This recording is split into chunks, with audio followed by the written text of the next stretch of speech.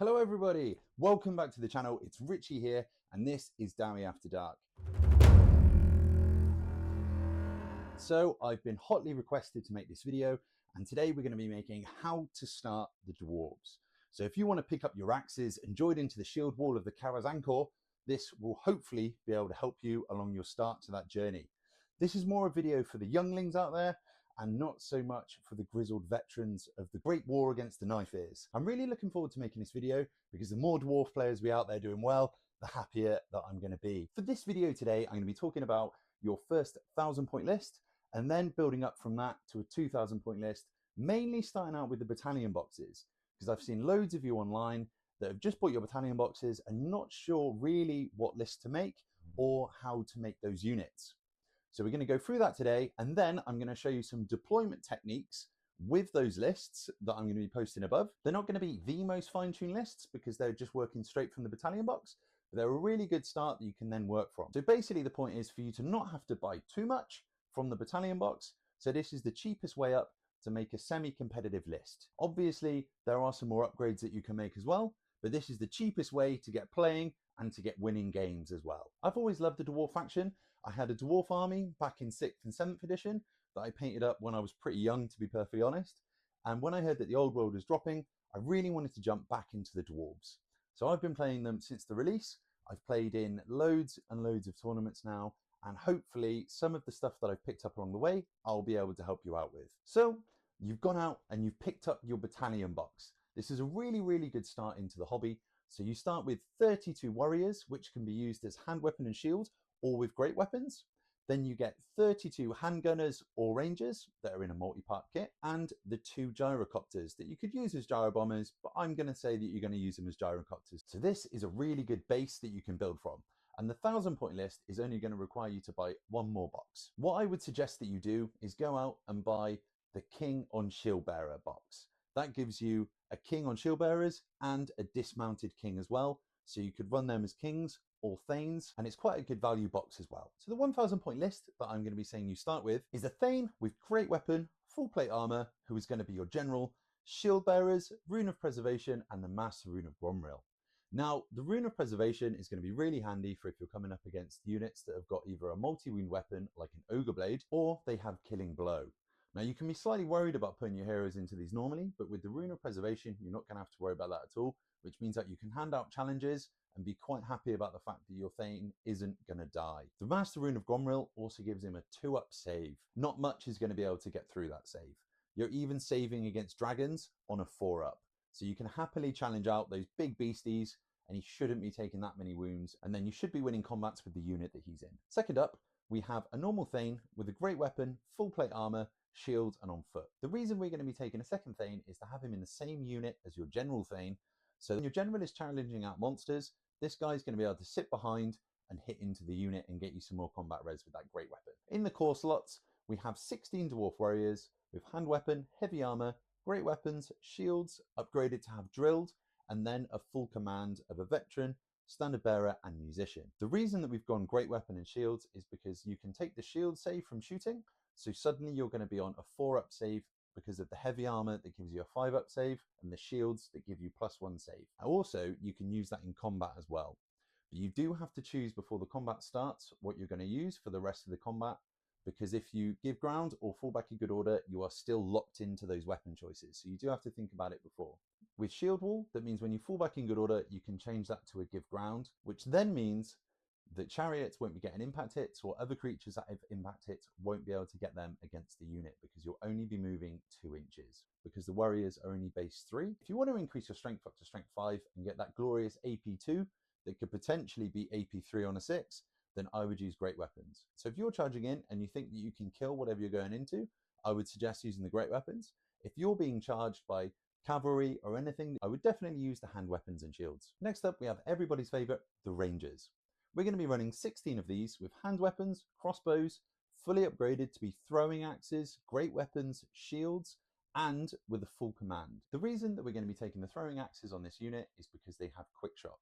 Crossbows unfortunately don't have quick shot. The scout roll is after all units are deployed, you then roll off with the opponent if they have scouts as well. The winner of that roll off then places their first scout unit, and then that continues until all scouts are done.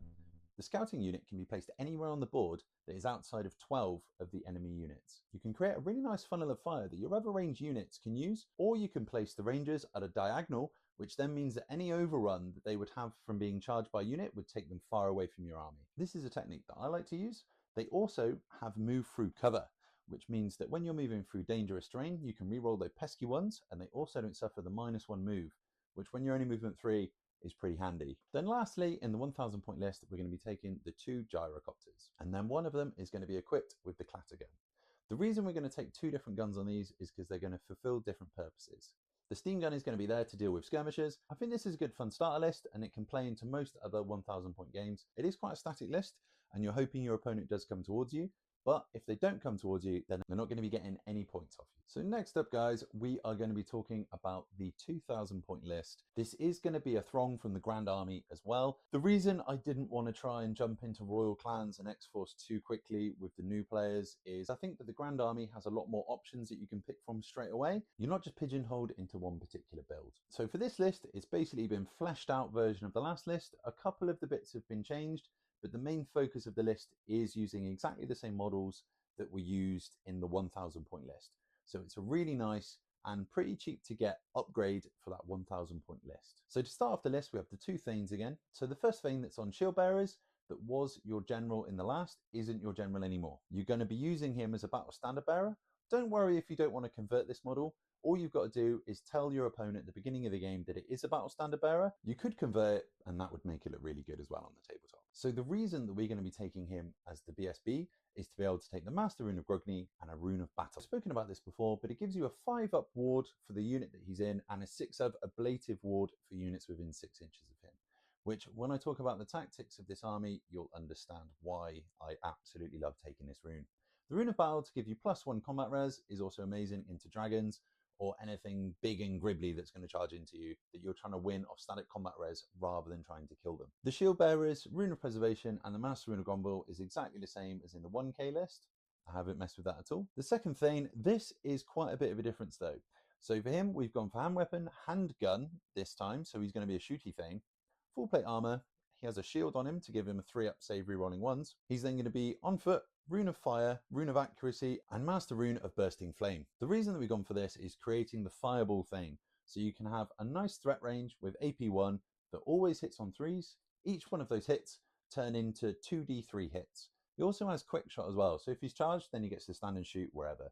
360 line of vision on this guy makes him absolutely brilliant. I don't see a 2000 point list where you don't take this guy. He is absolutely amazing. Then we're going to have an engineer in the list. He's going to be given heavy armor, a handgun, and he's going to be made your general. Luckily with the dwarves, everyone that isn't a named hero and the king is leadership 9. You don't have to make one of your fighty heroes your general if you don't need to. So the engineer can sit at the back of the board with the grudge throwers, shooting the handgun, and you don't really have to worry too much about him getting overrun into because he can just evade out of the way. This means that the extra 100 points the enemy's picking up for killing your general is pretty safe with this model. The engineer is going to be there to give rerolls to the artillery pieces in the army. I think if you're not going to invest in the runes to be on the artillery pieces, then the engineer is a solid investment into your play. Next up, we have the dwarf warriors. These are exactly the same loadout they were before, but they've been given an additional upgrade of the Rune of Battle on their standard. This Rune of Battle is the same, which can then be combined with the BSB. So this unit, if it has 2 ranks, is going to have a static combat res of 7, which is pretty nuts and quite hard to deal with for a lot of armies. Next up, we've got the Rangers. These are exactly the same that were in the 1000 point list. Then we have the 2 gyrocopters. These I haven't changed at all because they're going to fulfill exactly the same purpose that they had before. Then the next addition is going to be my favorite artillery pieces. These are grudge throwers. They have a 60-inch range. On these grudge throwers, I've put on the stalwart rune onto one of them just to give it magical shooting. It does give it +1 combat res, but it is the cheapest rune just to give it magical shots in case you're coming up against anything like a banshee or with ethereal. And then the next one has the rune of reloading. If you do misfire and roll anything but a 1, it means that you can fire as normal next turn. So you're going to be wanting to keep your engineer close to these and re-rolling your misfires, and hopefully they'll both last the entire game. But I would try and re-roll a misfire on the one that doesn't have the rune of reloading first, because the one with reloading has a much better chance of playing on through the game. Hopefully you just don't roll that pesky 1. Next up, we have the 2 real standout units in this list. It's going to be 2 units of 7 Iron Drakes. These have Drake guns, full plate armor. They are upgraded to have Iron Warden, Troll Hammer Torpedo, and Cinderblast bombs. Both units are exactly the same, and these are going to be creating a front guard to your army that the enemy is going to have to charge into first, weather all of the fire from your turn of shooting at them. The enemy is going to have to weather 1 or 2 rounds of shooting from these guys, and then you're going to be hit by the stand and shoot. Hopefully you'll have whittled down the enemy enough that when you pop back through your army, your combat units can deal with them. I really like the Iron Drakes. They have a lot of utility and they're really, really fun to use. So this 2,000 point list is very similar to something that I was running a while ago. I've had loads of fun running this kind of list. It is a very defensive list. You're not going to be pushing your threat out. If you're going to be doing that, I would suggest buying a cart and then getting an anvil. But because the anvil is quite pricey and the cart is a little bit as well, I would suggest just at the moment to try running a list like this where you don't have to buy too much extra stuff and you'll still get a lot of value out of all of those units that we've added in. If you've had many games with the Dwarves, you've probably noticed that we do slightly struggle against the bigger monsters and the trip save dragons and anything like that. The only way that we can try and beat them is to do clever positioning, and hopefully you don't take enough wounds. You can do 1 or 2 wounds back and then win the combat. Hopefully you like these armies. I'm now going to show you how you can deploy them and get the most use of them on the battlefield. I'm also going to show you some tactics that you can run with them once the enemy is amongst your ranks. So with Dwarves, you need a good solid range protection. So this is probably how I would like to deploy the first 1,000 point army. So you've got your unit of Thunderers at the front here to have range projection 24 inches in front of them. And then the Rangers at a slight arc with 30 degrees this way. What this is doing is anything that's going to come towards your little block means that they're going to be getting shot at straight away. You're going to want to bunker in a corner, and then you want to use the terrain to be able to block your flanks. So you don't want to be able to give any flanks away. And with Dwarves, because you've got such small movement, you always want to play flank denial. You put all of your models into one side of the board, force the enemy to come towards you. I would then place my unit of warriors at a slight angle so they can pivot and go either way, whichever way they want to go. For the gyrocopters, I would place 1 on this extreme flank and then 1 on this extreme flank. Sorry, I don't actually have a second gyro model that's fully painted, so we're going to be using a pig rider for this. It doesn't matter which version that you want to use, whether you want to have the clatter gun on one side, the steam on the other, but if you can see where your opponents put in skirmishers, then I would put the steam gun on that flank. So with our heroes, we have the Thane with shield bearers with Gromir armor and preservation, and then we have the little combat Thane here.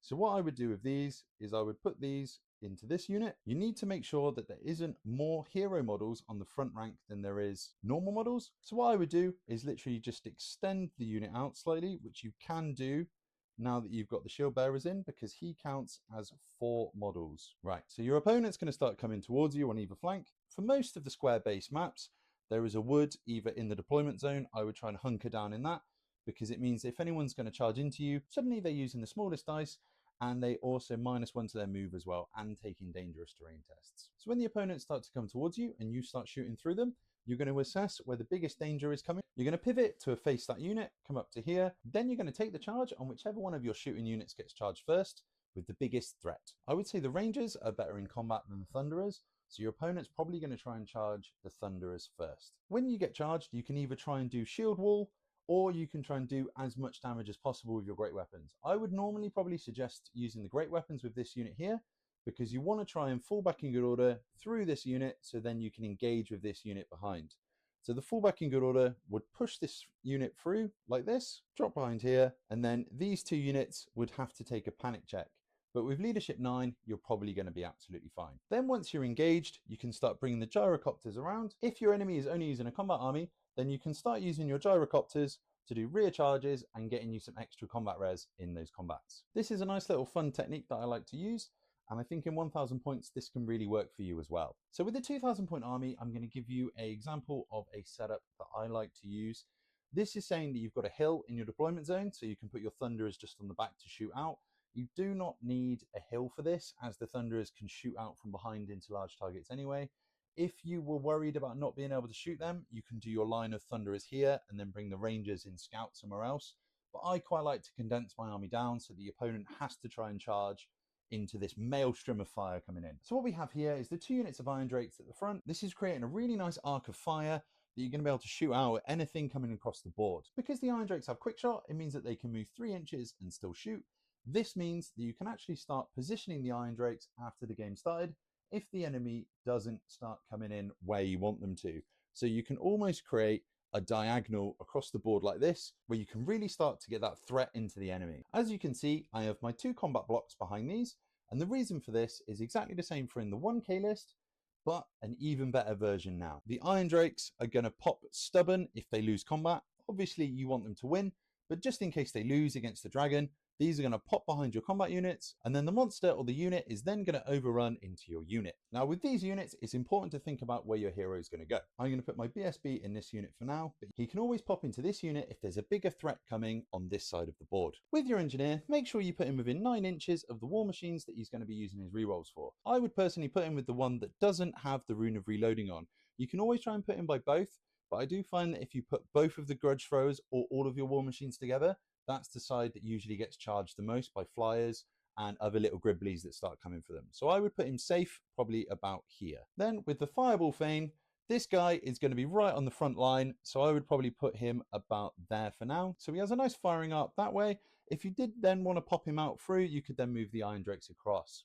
So you have a really nice range of fire and a really nice condensed force. So when the enemy starts to charge into you, you can then fall back through your own units, and then suddenly they're in combat with a static combat res block of 7 that you can just challenge out with the BSB and hopefully start winning combats on combat reses. The gyrocopters are here to stop the units in front of them from pushing that too far.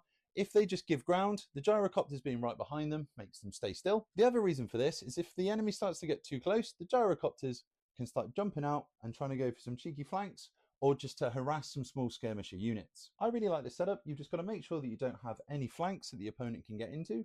It's a really, really strong castle position, and it will do you really well in games going forward. If you already know how to play like this, then I'm sorry this hasn't been too helpful, but for those who are new to Dwarves, this is a really solid way to play the game.